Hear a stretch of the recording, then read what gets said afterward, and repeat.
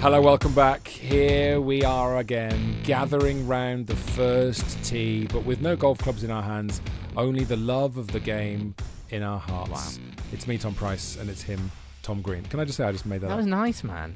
That was quite soothing, quite chilling. It's nice.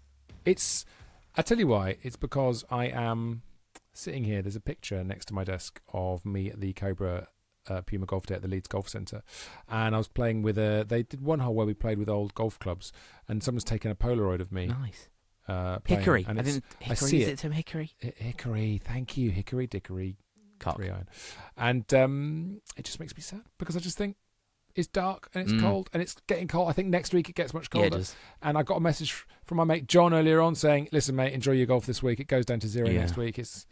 He's a real golf doom guy. And by the way, can I just say welcome to all our audio listeners, and also for the first time in a long time, welcome to all the visual watchers, because we were recording this for visuals on YouTube, as we're going to start doing a lot more visual episodes. So hello to everyone on YouTube, and hello to my basement, which is where you currently join me. Yeah, I think it's important that for a little bit of context. So I record my stuff at the top of our house. There's a little tiny, almost cupboard-like space. Behind me, you can see a picture of me dressed as a clown at the Edinburgh Fringe, which was that picture's taken 25 years ago. That was technically the last time I was funny. On top of that picture, there's a Liverpool scarf, and there's just piles and piles of crap. Tom Green, I feel like we need a bit of context with you as well. What can't we see? That's what we need to know. What can't we see? Paint a picture of what's So off camera. we're in the basement of my house, which my dad is renovating at the moment. Can we hear him doing that? Are there noises of, oh, God, these bricks have rotten? Oh, no. Is there any he's of that? not back till Friday. So we're going to be using the basement as like a bit of like a, how to describe it, like a lounge, like another lounge, right? But we're also seem to be using it as a drying room. So in front of me, although it looks great on camera, to the right of me is just a load of washing. Like there's 3 washing horses. What are they called? I don't know what they're called. Yeah, clothes horses. horse. One of them's a heated one. Yeah. I mean, who cares fundamentally? But what I do want to say is hello to the audio listeners and hello to our visual listeners. If you are only an audio listener and you want to watch us on your TVs, golfisruiningmylife.co.uk is our website, which we don't use. So just put golf is ruining. Why was there a throw to so golf is don't go there. Just you can go there, but it doesn't go anywhere. Just put that into the search bar in YouTube, and you'll find our YouTube channel. But Tom, can I tell you something quickly before we get bogged down in that? Yeah, let's not get bogged down in you being at the drying range. Let's move on from that. Let's talk golf. Come on. I've had so many people tag me in this one video over the last 24 hours. This was posted by, I think it's Golf Breaks, and this is what everyone's been tagging me in. If I say Marrakesh, you probably picture camels, not caddies, right? But guess what? Marrakesh is secretly a golfer's paradise. It's the perfect escape for this winter. It's totally stalking you. You are being right now. Tom Green is being stalked by Marrakesh. To catch anyone up on this, maybe you're just watching this on YouTube and you've no idea what we're talking about. Tom was meant to go on a lads big old golf trip. Morocco was all lined up. Marrakesh, that's where the dream was going to happen. And in the end, everyone pulled out at the last minute, and now you're going to Wales. Nothing wrong with Wales, but there's a lot right with Morocco in terms of golf. After what would have been 3 days, all-inclusive, all you can eat, all you can drink, middle of Marrakesh, boiling weather. We actually looked at the golf courses I was going to play, and they are some of the best golf courses certainly in the country. I think some of them in like top 250 in the world. We're not doing that. We've got an Airbnb in Wales, and we're playing Nevin and Portmannock. But I conscious enough, nothing wrong with that. Just hard to climb down from Morocco. When you're at the higher Morocco, fundamentally North Wales is where we've ended up. What is particularly enjoyable about this is that we've accidentally made an incredible advert for the Moroccan golf industry over the last, I would say, 6 episodes. Yeah. Because now we have an ongoing joke where every email begins, was it Morocco? Because there was a quiz. Where was Tom going to go on his golf trip? So everyone asks, was it Morocco? And also, loads of people are writing Morocco in all the comments on our TikTok channels and everything like that. So we've sort of spawned accidentally, in our own little way, a little bit of a viral sensation. So thank you if you've trolled Tom, because I ain't going anywhere. I'll be going to Muswell Hill. That's where I'll be going in July to play golf, and that's fine by me. Absolutely fine. I'm also, Tom, getting very excited because there has been posts on Instagram and TikTok, especially if you are a proper golf geek like me, you'll follow the certain people that go on these trips.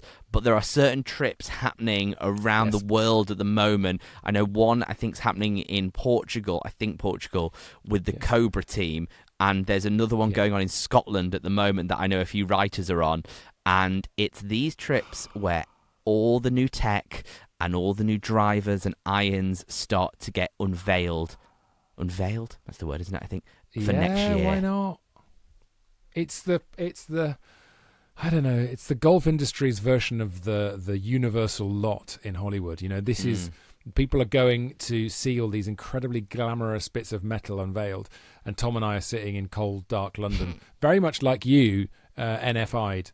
We're not invited to that, but I would say, Tom, that you're right. Cobra Puma have got stuff going on in new drivers. I think it's new drivers. It's always new drivers, but I think that's the big thing. We don't know. To be clear, we don't know. In case any lawyers are listening, we don't know what's happening. But if there was one product or one new bit of kit that you would love to hear about, what would be the thing that would float your golfing boat over winter? What would be the thing to drag you through to a spring of golfing wonder? That's a great question, and I think I need to caveat this with I know we are sponsored by Cobra and my irons that I've got from Cobra, I can't remember what they're called now, which isn't great. Wow. Isn't great. How quick this guy's just, I tell you what. Great, is it? I think Ping have chucked him some money. I think he's just given a friend. So just very quickly on Ping, actually, we posted something on social media which has been blowing up, which was what are the iron brands that you use if you're a player? Oh my god, the comments! For some reason people keep tagging me in the comments about Mizuno stuff, because were we saying Mizunos were really good, and also I said no one really plays with blades, and so many people go, I've got blades. Listen, I'm not saying blades don't exist. At no point did I say blades are like unicorns. They're completely fictional. I don't believe in them. It's the Lion, the Witch, and the golfing blades. And the muscle famously, it's all made up, right? And everyone, I've got blades. How can blades not exist? Because I've got blades. This guy doesn't know. I love it. Thank you so much for your comments. It's good to get the feedback. I think all we were saying in that video is that 20 years ago, all tour players used blades, and you would not see anyone with anything but blades in their bag. Maybe pushing to some like muscle back sort of things. And now you see a lot more professional golfers using cavity backs because they want the forgiveness, and they're great irons. Yeah.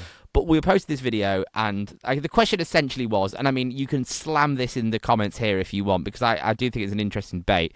What are the golf clubs that almost guarantee you're a player? Like when you turn up to a 4-ball and you've been grouped with someone and they pull these irons out the bag, you're like, hell yes, this guy's a ball striker. For me, it was Mizuno. A lot of people said Srixon.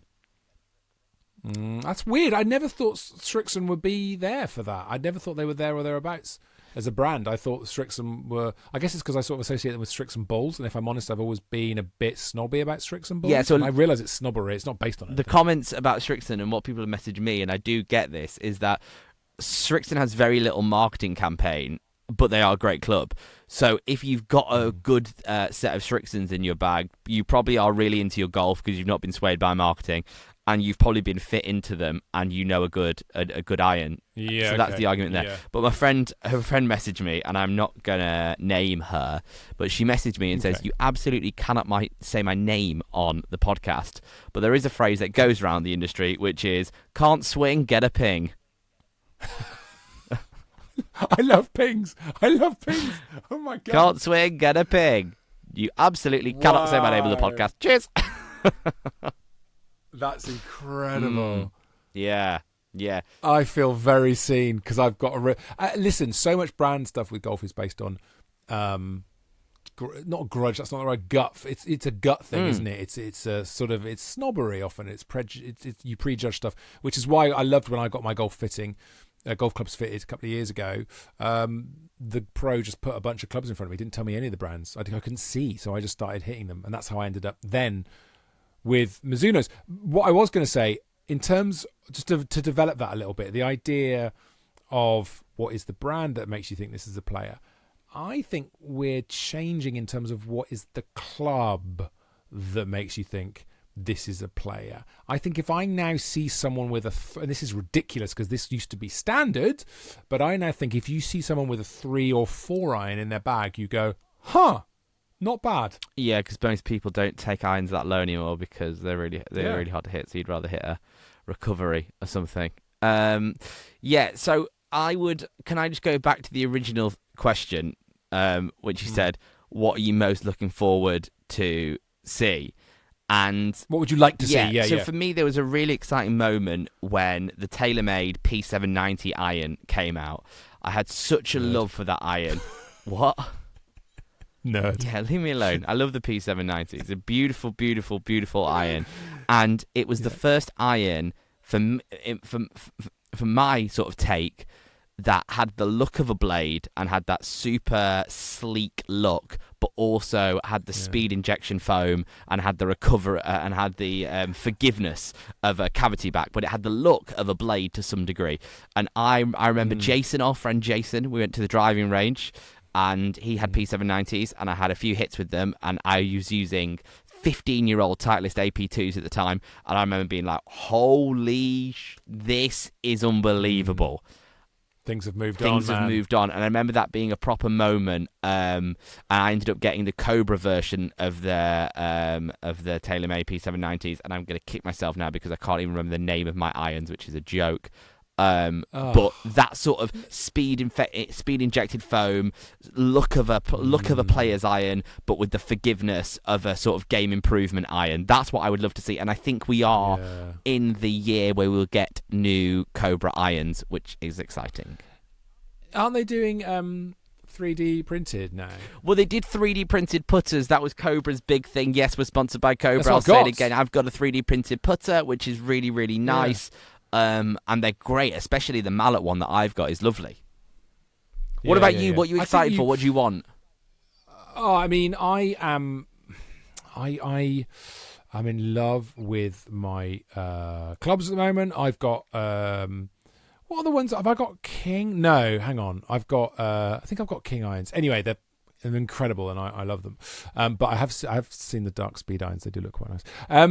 I think what I would most like to think about getting in the near future is I'd like to see a new golf ball that blows up the dominance of the Pro V1 and to an extent the TP5X, just in terms of price point, because I'm sick of these £4, £5 a ball thing. I think it's ridiculous, and I know that we all end up spending it, and we know we're going to lose them, and it's part of the joy of the game is that we know we're literally throwing our money into a hedge. But I think it would be really good if a ball came out that was a really solid, soft, high compression ball for £2 rather than 5. Because it's contributing to my meltdowns. Well, I just think, I don't know what it is. I think it might. I think Callaway could do it. I think that. I think. The problem is Titleist, when you go to the £2 ball, you get the true feels, and they feel like pebbles. It's like hitting gravel. I don't like those. My question to you is: do we think that the success of the Pro V1 is the greatest success story of anything in golf? Because I think it probably is. I can't think product-wise. Yeah, I can't think of a product. I'd say Tiger Woods sort of eclipses that. But product-wise, that's a fantastic question. There is no more dominant thing, is there, in any walk of golf products than a Titleist golf ball? It seems to me, and it's been like that forever. It's been like that forever. I think the things with the Pro V1 is I think there are clubs which have, for a very long time, sat at the top of their game. So I'm thinking Scotty Cameron's in the putter world, but they're not as. I'm gonna say the word ubiquitous. What's a great word? Go with it. I'm going to say the word hegemony. Ubiquitous, as in not everyone has a Scotty Cameron, right? But anyone that plays golf who wants to take it a bit serious will grab for the Pro V1. That's what they're going to put in their bag, right? To have that sort of dominance of the market is amazing. Yeah. It's absolutely true. It's absolutely true. I think that. I just think that it would be great if a ball came along that was just a little bit cheaper. That's all I'm after, to be honest. Because I as I say, at the moment as well, the other day I played and I lost golf balls under leaves, just like slightly off the fairway, and the course is looking good. It doesn't feel particularly wintry at Muswell Hill. It doesn't feel too wet and damp yet and claggy, but a little bit off the fairway, and suddenly there's leaves, and you just lose the ball. I've seen courses in America, and we would never get this, and you'd certainly not get this in London because some rapscallion would nick it. But there are courses in America where there are electric leaf blowers on stands next to the greens, so you can clear off the leaves off the greens. But I'm going to tell you a story about that. I've got a story that happened to me the other day. But first of all, we need to stop and play adverts on the podcast. So this is a moment where audio listeners. This is a bit like a test match special. When they, if you're on long wave, we're going to go to Thought for the Day. But please stay with us if you're watching us on YouTube. We won't go anywhere on YouTube. This is interesting. Stay right here. Audio. Here's some adverts. Yeah. YouTube. Just continue, I suppose. Yeah, wait there. Right. So the podcast guys have gone. Just want to say, those guys, they're so backward. I'm so glad you're watching. You guys are so forward-thinking. Welcome back to the podcast listeners. We haven't been talking about you on the YouTube channel at absolutely all. Not. Before, so the other day I was playing in... Don't let me forget about something that you could never... talking about rapscallion behaviour on courses. Yes. I've got a really sad story. But I'll let you continue. We'll come back to it. Was it as sad as my son finding a dead fox in a ditch on the golf course the other day? There's something about Muswell Hill and foxes, man. There's so many foxes on that golf course. North London, there's foxes everywhere. And they take your balls. It would just look like it was sleeping. I was like, oh no, that's dead. Anyway, darling, good luck with the putt. Good luck putting through the tears.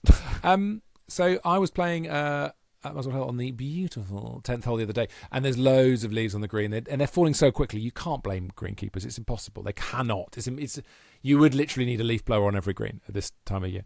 And so I was playing with Amos and John, and I was on a score. And this is when I played the front nine in scratch, and I was like, this is a long putt for par. I've screwed this hole up. I'm going to get bogeys. This back nine's going to fall apart.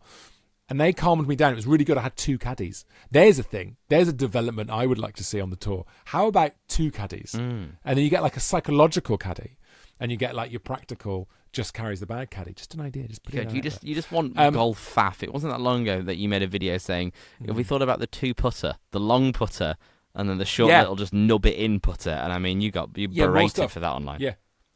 I want 2 hats. Anyway. So we're on the screen and there's leaves everywhere, and I'm like, I'm just going to hit it. And they went, no, they stopped me, because this is what happens in golf. I find it really interesting. How many times do people take a shot and go, and it's rubbish, and they go, I wasn't happy. I should have stepped away. Oh, yeah. As soon as you have that feeling, which is this isn't right, and I have it more often than not on drives. It's normally an issue that I have off the tee. As soon as you have that thought, which is, oh no, this doesn't feel right, back off, go again. Oh my God, stop. But you never do. What is that compulsion that makes... Is it... Because I'm very conscious of other golfers. I'm always very like, oh, God, they're watching me, and oh, God, they're waiting for me. And I think I would feel like too much of a Burke if I stepped off it. So anyway, it was similar. It was that moment. I was in it. I was just going to hit the putt over all these leaves. And they went, no. And then it looked like... I don't know if you ever watched the Winter Olympics curling, when they brush the leaves. So they brushed the perfect path, right?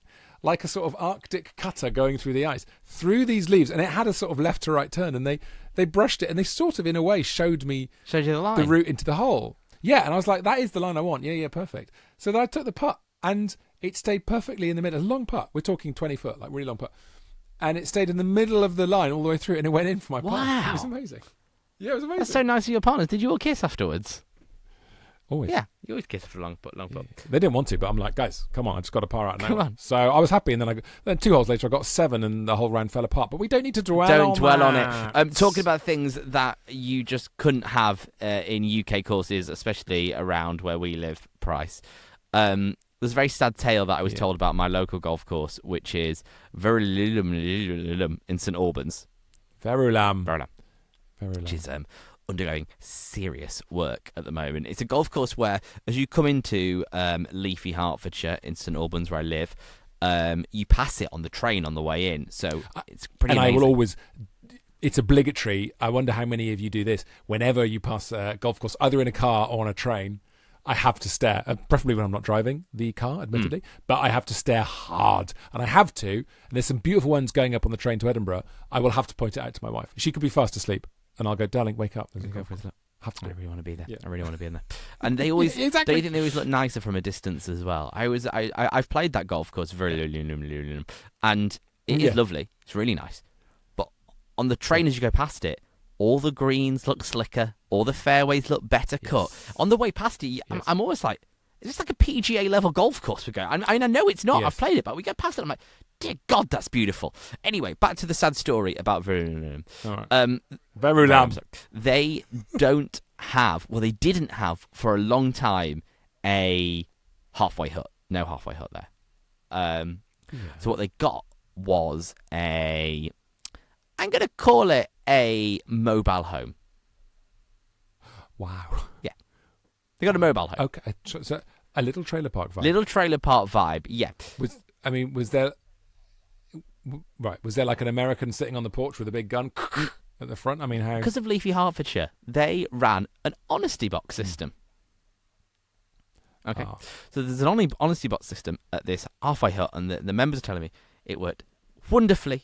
Always great. People always leaving the right money. It really worked because they just didn't have the money to erect a big hut, and they didn't want to pay someone. Honesty box, fine. A little mobile home until Christmas Eve, someone set it on fire. That's not funny. I just didn't. I was surprised. How awful I'm that? laughing at surprise. That's the ultimate act of dishonesty at the end of that. Yeah. Forget your 50p and here we go, up you go. It's just like all this karma. Because, so this is something which I've got very cross about at Muswell Hill in the past, because we've got a really gorgeous halfway hut and it's never it's open. often not open before 10 a.m. It's frequently not open before 10. And it is really annoying if you tee off early and you just want to, I want to spend money here. And also there's a system there which is, you've got your tab on it. So you just turn up and say, yeah, that's a Mars bar on Tom Price or whatever. So I could easily get a bit of paper and just write Tom Price 3 Mars bars. Like, it is absolutely fine to have it open. I'm sure there's insurance reasons why they can't do it, but it drives me absolutely crazy. I got to say the disparity in halfway huts is quite vast, and I do think Muswell Hill is a very good one, mostly because of the hot sausage rolls from, is it Hampstead Butchers? Is it Highgate? I think it's Highgate Butchers. Highgate or Hampstead Butchers. One lovely butchers just around in sort of the very nice bits of North London provide the meat for the sausage rolls. And the only downside, I think, for me in the halfway hut, and I mean, Verulam had nothing like this, but I do love a pulled pint if I can. A pint? A pulled pint. If I'm having a round with friends and it's really relaxed, a pulled lager or a pulled Guinness. Oh my God! You're not on a stag do. You're on a round of golf. No. I'll have some tap water, and then I'll go back to the companionable silence in which I play my golf. I don't want stopping for a pint. No, you're right. It is nice to do. Can I just stop for a moment? I just want to sort of, at the moment, I've not played this week. I'm too busy. Work has gone crazy, and I know you're mad busy as well. And golf, in terms of playing 3 times a week, which I'd got up to in the summer, it really steps back, and I think that's the same for a lot of us. And just talking about it, I find it deeply comforting because it makes me remember how much I love it. I often have this with golf. It will sort of go from being front of my mind and it will drift back a bit, and it has in the last few days. Talking about all these things, it makes me realise what complete pleasure it is. Like, I love being outside. I love the pleasure of hitting the ball. I love stopping for nice food. I love it when I've got good mates who are the same as me and they're obsessed. Do you know what I mean? There's just this pure, like, I love my family, I love my wife, I love my job, but there's nothing else that does this thing where it appeases me on so many levels. And I sometimes forget that. I sometimes get distracted by real life and I forget that golf is there. And sometimes doing this podcast, I just go, God, it's so great, isn't it? Not to go too meta and analyse why we are Great Britain's 5th biggest golf podcast. 5th. Underline that. We've never said that on YouTube before. Hello, YouTube watchers. Is that hello to the 6 views. Hey. Whoa. Don't do that joke, Tom Price. Some of our views get more. Some of our videos are more than that. Thank you. 2.5k on one a few days ago. Is that I do think we get into the minutiae of golf, and I think we all who bathe in this podcast as we do as when we create it, we do love the chat and we do love the ambience that is created around golf. And it was only because I took a long time off this year from playing a lot, and it was only playing more recently over the last few weeks that I've been like, oh, this is 4 hours where I get to turn my brain off and just think about hitting the next shot. This is good, isn't it? This is a great thing. How precious is that? How precious is that? It's exactly how you should think about it. There's two things I want to tell you before we finish, because we've only got 5 minutes left. The first thing that I want to discuss with you, which you know already, and I told you on the phone earlier on, so I'm going to tell you this thing, and I'm going to be as obtuse as possible, okay? Do you know Oh, what is this about what you're doing on Friday? No, I'll come back to that. I don't need to be obtuse about that. I'm excited about that. No, this is about what someone told me somebody won at a Pro-Am tournament. Oh, hold on. How much of this can you... This is brilliant. Next to none of it. Oh, next to none okay, of it. fine. But I'm just going to imply it. Okay, fine. Well, hang on. Let me check. Hang on. God, Should I check on the internet to see if this is common knowledge? But hold on, even if it... Because if it's not... Go on. I think you can just say. In fact, don't... Hard to know, really, at this stage. So I'll just keep the listeners and viewers entertained. Tom called me. Well, we actually had a planning meeting for this show. I know you wouldn't believe it from what you hear or see. I mean, I was walking my dog. It was a dog. Yeah, it was a dog walk. Literally a dog I was walk. just using something to do between the train station and the front door of the office. And we're talking about we are part of a very exciting golf awards thing coming up, which we're going to be backstage on, which may mean that we're going to have some really cool guests on this show soon, and also just some amazing insight into golf courses that you might not have heard of and little gems around the UK. We're going to do a big special on this golf awards, and we're going to go to the golf awards. We might have some prizes for you. So the planning meeting was about that. But quite quickly into the call, Tom said, I know something about someone that won something at a Pro-Am, and then told me some really juicy gossip. Maybe you can't say, Tom. Maybe just say one of our mutual really friends' sons. One of our mutual friends. That's good. One of our mutual friends' sons won a Porsche. Won a Porsche At a golf day. Because he won a golf day. But he probably doesn't live in the UK, so the Porsche is on your friend's drive. Yeah, a lot of regular listeners will be able to triangulate this and work it out. So that sort of lingered in my head for a while when I was thinking, my God, imagine just winning a Porsche golf. And the other thing I wanted to say was I'm excited because I've been crazy busy, and sometimes you have to clear the leaves in your diary and find a path to golf. Oh God, that's beautiful. Wasn't it? Podcast wasted on this. And I'm playing on Friday with my mate James, one of my oldest friends. We're playing at Littlestone Golf Course down in Kent. It's a wonderful links. If you are looking to escape a sort of sludgy, wet, clayey golf at the moment, Parkland Golf, then I'd recommend it wholeheartedly. It's incredibly friendly. While we're on this, incredibly nice, and I play. appreciate we've only got moments left, Littlestone in Kent brings up the question for me to you, why don't you country member it? There's a lot. Yeah, I'd like to. I would love to know people's thoughts on the email, the toms@golfisruiningmylife.co.uk, and if you're watching on YouTube, just stick it in the comments below. Have you country membered anywhere? Because it's a really cheap way of becoming a member of a really nice golf course, and if you love golf like we all do, the idea of the drive to somewhere like that, even if it's 2 hours, sort of could make sense. I mean, Tom, visually, you should probably describe the face I'm doing right now, because you've just sort of planted this idea in my head, and in the last sentence, it's gone from being a sapling to a mighty oak. Okay, do the face. It's a thinking face, and it's a thinking turning into real-life decisions and emails face. I would, because there's the super fast train down to Kent. You just jump on that, and then you just get a mate to drive me to golf. Oh my God. Yeah. My friend, I say my friend, he's my uncle. He is a member of, oh God, a really nice golf course in North Wales. Nevin? No, it's not Nevin. He has played Nevin. I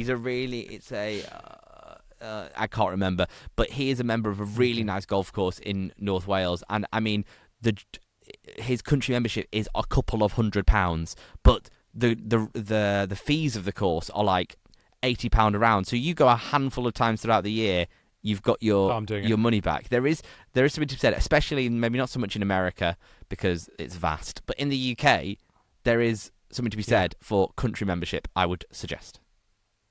I think this is a really interesting topic, and it feels a bit like the golfer's version of having a second home, but actually it's not as insane as having a second home. If that is you, then, as Tom says, drop us an email, thetoms@golfisruiningmylife.co.uk. I'm going to play Littlestone. I'm also going to film a couple of holes, which I'll put up on our TikTok and our Instagram, so you can have a look at my little stubby backswing. And then I'm going to go into the pro shop afterwards and say, so how would a country membership work? Yeah. That's what's going to happen to me on Friday. How do I go about saying this? Oh, hello. Go on. I mean, time's up as well, so this is exciting. I mean, do you leave this as a cliffhanger? No, I think I'll just say a couple of sentences and leave it there. I popped my head into Centurion the other day. You can't leave it there. You can't leave it there. That's all I can say. There's nothing else to say. I just popped my head in, had a look, had a little chat, meet the people. Saw Seb, Seb on golf. Seb, yeah, Seb of course. Golf. Yeah, he was there. He was in the clubhouse. He's a member there. I saw him. I was like, oh my God, it's Seb. I was like, mate. Listen, next time you pop your head in there, do you need me to come with? You should come with. It's beautiful. My God, it's beautiful. You know what I'm like, listeners, and I don't want this to put me into a bad light, but you know I love things that are Mr. Fancy Pants. I'm not a Mr. Fancy Pants, but I love things that are a bit Mr. Fancy Pants. I don't know why. I'm a boy from Preston. Yeah. I'm allowed to like Mr. Fancy Pants things. I don't know why I'm caveating it. Of course, there's nothing wrong with it. It's very, very important to say also. Very Mr. Fancy Pants. Go on. Oh, I really want. I've got some fancy pants I can put on for this. Can I just say I have the Cobra King Tour golf irons. Those are the ones that Forged Tech. Bang! There it was in my head. Forged Tech. You have the Forged Tech. That's what you've got. So yeah. if they've got new irons out next year, I'll be tempted. But I don't know. I absolutely loved my Cobra Kings. All right. Well, listen. That is the end of this episode. Thank you so much for watching us on YouTube. I hope you've enjoyed, and don't forget to subscribe to our YouTube channel because then, frankly, we can monetize this show, which would be a miracle. Also, crucially, drop us an email. thetoms@golfisruiningmylife.co.uk. Any golf business, but especially if you've got a country membership at a golf club, I think that's a great topic to pursue. Yeah. Also, the fun thing about watching us on YouTube, if you are currently just the audio guys, jump over to YouTube, because although we never reply to emails, we do read them out on the show. Stick a comment under this video. We'll reply. I want to have a conversation with. Let's have a chat about stuff, because I'm always loving replying to people on there. So just stick a question and we'll definitely get back to you. Yeah. And also, can I just say, while we're mopping up bits of business, there is someone, I've forgotten his name, who is going to pick up.